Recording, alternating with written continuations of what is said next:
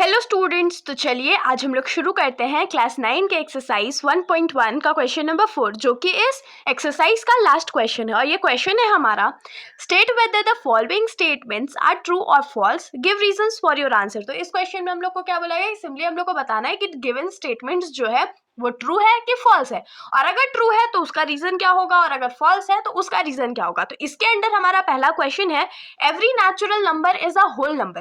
तो इस क्वेश्चन में हम लोग को क्या बोला है, हम लोग को पहले आइडेंटिफाई करना है कि क्या हर नेचुरल नंबर एक होल नंबर होता है।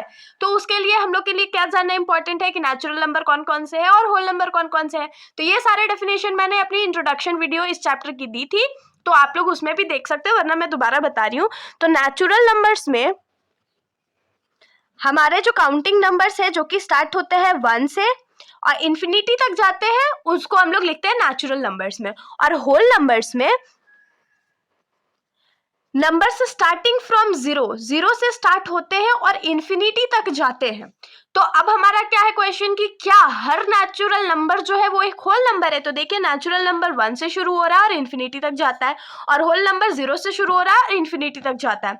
तो क्योंकि हर एक नेचुरल नंबर होल नंबर में आ रहा है ना, तो ये स्टेटमेंट हमारा क्या हो गया, तो ट्रू हो जाएगा। क्यों ट्रू हो जाएगा, तो इसमें हम लोग लिख सकते हैं कि yes, every natural number is a whole number because all the natural numbers also lie in the whole numbers. अब हम लोग आ जाते हैं अपने क्वेश्चन के सेकेंड स्टेटमेंट पर।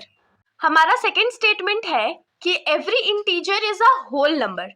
तो एवरी इंटीजर होल नंबर होता है कि नहीं होता, ये तो हम लोग को चेक करना पड़ेगा। तो इंटीजर में हमारे कौन कौन से वैल्यूज आते हैं, तो इंटीजर हमारा होता है माइनस इन्फिनिटी से, मतलब कि नेगेटिव फॉर्म्स भी होता है इसमें, फिर 0 1 2 पॉजिटिव इन्फिनिटी तक। सोचिए, मतलब सारे नेगेटिव नंबर्स 0 और सारे पॉजिटिव नंबर्स को हम लोग किस में काउंट करते हैं, तो इंटीजर में।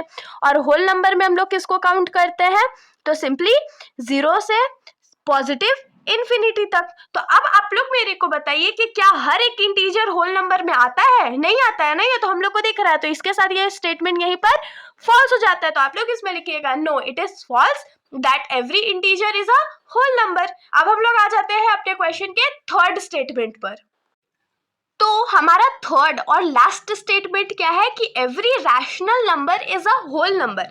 तो रैशनल नंबर्स क्या होते हैं, तो कोई भी ऐसा नंबर जिसको हम लोग p बाई क्यू के फॉर्म में लिख सकते हैं और q इक्वल टू 0 नहीं होता है।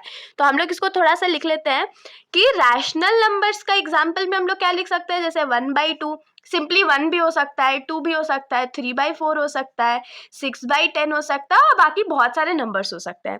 और होल नंबर हमारा क्या हो जाएगा, हमने 2 बार से पढ़ा है अभी, तो 0 1 2 इन्फिनिटी तक जा सकता है। तो अब बताइए कि क्या हर एक रैशनल नंबर होल नंबर में आ रहा है, नहीं आ रहा है ना, क्योंकि रैशनल नंबर तो 1/2 भी होता है, लेकिन 1/2 होल नंबर तो नहीं होता है ना।